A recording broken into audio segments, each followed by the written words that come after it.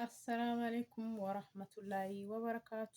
ውድና የተከበራችሁ የሀገሬ ልጆች በስደት ላይ ለምትገኙ ወንድም ሆናችሁ ሴትም ይድረስ በማለት እጀምራለሁኝ።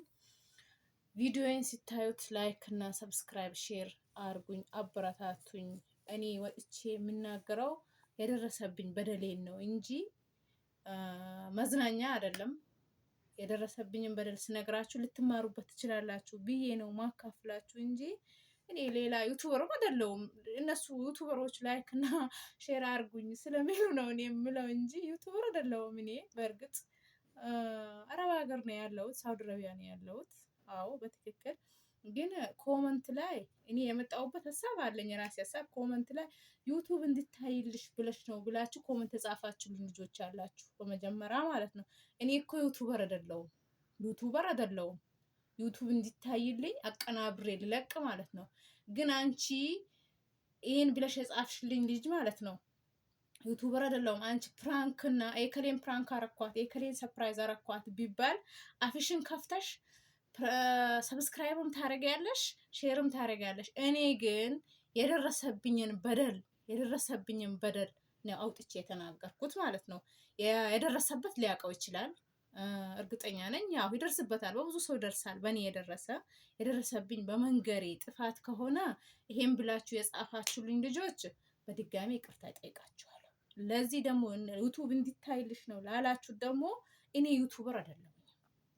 ዩቱበር አይደለሁኝም።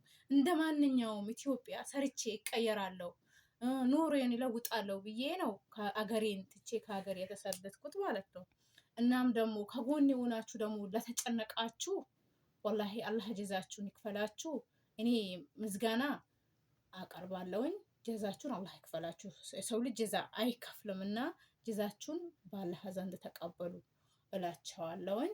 እንደገና ደግሞ አልሐምዱሊላህ ይኸው ስራ ገብቻለሁ።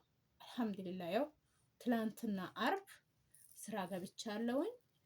አበሻም ሌላ ሰራተኛ አለች። ያው ሰዎቹ ጥሩ ናቸው ብለኛለች። ኢንሻአላህ ወደፊትም ጥሩ እንዲሆንልኝ ዱአ አድርጉልኝ። ስራ ገብቻለሁ አልሐምዱሊላህ። ከኔ ጋር የተጨነቃችሁ የነበራችሁ ልጆች እንድታቁልኝ እፈልጋለሁ። ስራ ገብቻለሁ እላችኋለሁኝ። አልሐምዱሊላህ ዱአ አድርጉልኝ። የእናንተም ዱአ ነው ደርሶልኝ ያው ስራ ገብቻለሁ። ትላንትና አርብ የሆነ ቤት ሄጃለሁ፣ የልጆች ቤት ነው። ኢንሻአላህ ጥሩ ይሆንልኛል ብዬ እገምታለሁ። ይሆንልኛልም ኢንሻአላህ። ዱአ አርጉልኝ። እኔም ዱአ እያረኩ ነው። እናንተም ባላችሁበት ሙስሊሞች በዱአ ክርስቲያኖች በጸሎታችሁ ዱአ አርጉልኝ። እንደማጨክኑብኝ እንደማንጨካከን አውቃለሁ። ስደት ላይ ያለን ልጆች ማለት ነው እርስ በራስ አንጨካከንም አውቃለሁ፣ ይገባኛል። እናም ደግሞ እኔ የዛኔ የነገርኳችሁ አገር ልገባ ነበር ብዬ ከዚህ ጋር 3 ቪዲዮ ነው የሚሰራው። አገር ልገባ ነው ብዬ ያልኩበት ቪዲዮ ያለ አንድ ምክንያት አልነበረም። እና አረብ ቤት የሚሰሩ ልጆች ብራችሁን በወር አትላኩ፣ ያዙ ብር።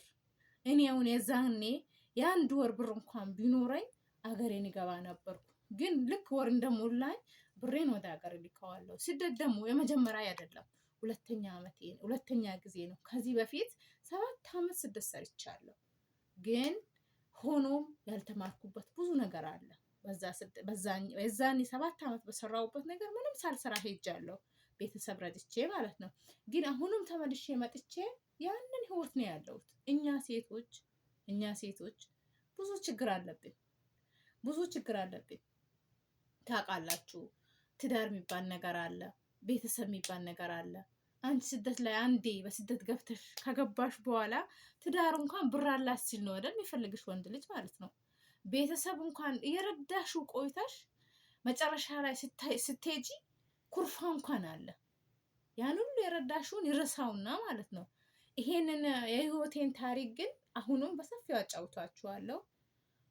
ምስጢርሽን ሚዲያ ላይ አታውጪ፣ እንዴት አወጣሽ ልትሉኝ ትችላላችሁ። ግን አወጣዋለሁ። ምክንያቱም በእኔ የደረሰ ዛሬ በሚመጡት እህቶች እንዳይደርስ ብዬ የደረሰብኝን ሁሉ ዝርዝር አድርጌ ይነግራቸዋለሁ። እና ላይክ እና ሰብስክራይብ አርጉኝ። ቪዲዮዬን ከዚህ በፊት አይታችሁም ሊሆን ይችላል። ከመዳሜ ተጣልቼ ቢሮ ነበርኩኝ። 15 ያው ቢሮ ቁጭ ብዬ አሁን ትላንትና አርብ ስራ ገብቻለሁ። አልሐምዱሊላህ ስራዬም ጥሩ እንደሚሆን ተስፋ አደርጋለሁ። መዳሜ ግን የካደችኝ ጥሩ ነበረች። አንዳንዴ እኛ መዳም ቤት የምንሰራ ልጆች ሴትዮ ጥሩ ናት ምንም አትለኝም ምናምን ብለን አትዘናጉ። ይኸው እኔም ጥሩ ነበረች። አንድም ቀን ተጣልተን አናውቅም ነበር። ከድንገት ተነስታ ነው ብድግ ብላ አሳፍርሻለሁ ብላ የተነሳችብኝ ማለት ነው። ስለዚህ አትመኗቸው፣ ራሳችሁን ጠብቁ። ብዙ ነገር ነው ያለው። ራሳችሁን ጠብቁ። በተለይ ጀማሪ ሆናችሁ አዲስ የምትመጡ ልጆች በዚህን ጊዜ ህፃናት እየመጣችሁ ነው፣ ተጠንቀቁ፣ እንዳትሞኙ። ራሳችሁን ጠብቁ። አላህ ያሰበውን አሳክቶ በሰላም ወደ ሀገሩ የሚመልሰው ሰው ያርገን። አሰላም አለይኩም ወረህመቱላሂ ወበረካቱ።